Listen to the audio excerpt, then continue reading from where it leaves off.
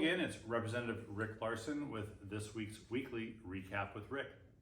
I just came off the floor of the House of Representatives where I voted no on the annual defense bill, otherwise known as the NDAA.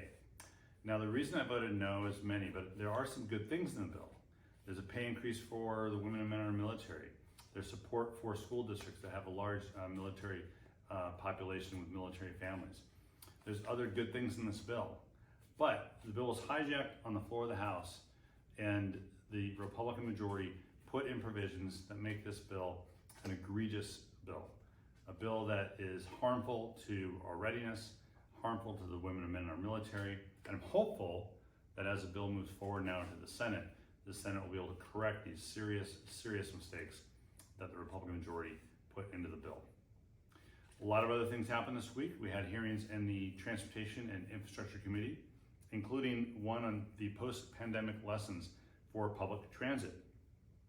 We examined public transit operations since the pandemic and looked at lessons that various public transit agencies around the country have learned from the pandemic and the changes that they're making to accommodate new riders, but also new patterns in how people ride transit. We also looked at Amtrak. We discussed Amtrak's future plans and the need to continue funding Amtrak's future plans so we can build out a truly national long-distance rail system. And we were updated on the Coast Guard's recapitalization efforts. The Coast Guard is a very aggressive program to recapitalize, that is to build new ships and bring in new air assets like helicopters. But we also need to be sure that we have the people in the Coast Guard ready to operate those assets. So we were looking at the intersection of those two issues in the Coast Guard. I started this week on Monday in my district, and I was on June 10th, which was the 25th anniversary of the Olympic pipeline explosion.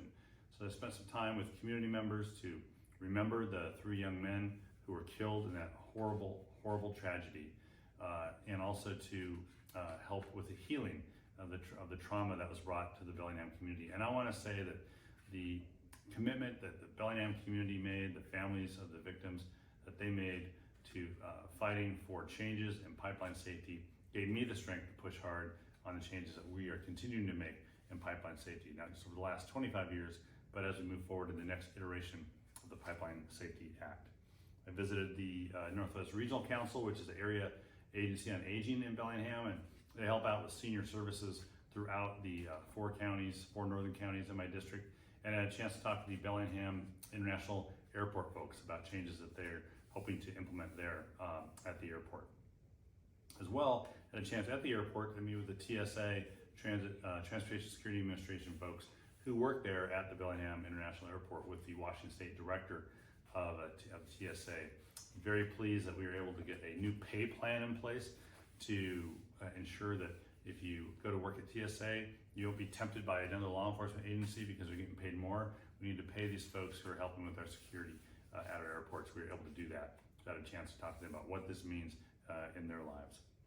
Finally, I'll be in Washington State over the next week, including on June 19th, which is Juneteenth, a federal holiday. So I hope to see some folks at a few events on Juneteenth this year as well. So that's this week's weekly recap with Rick, and next week I'll be home and be doing a recap from the district. Talk to you soon.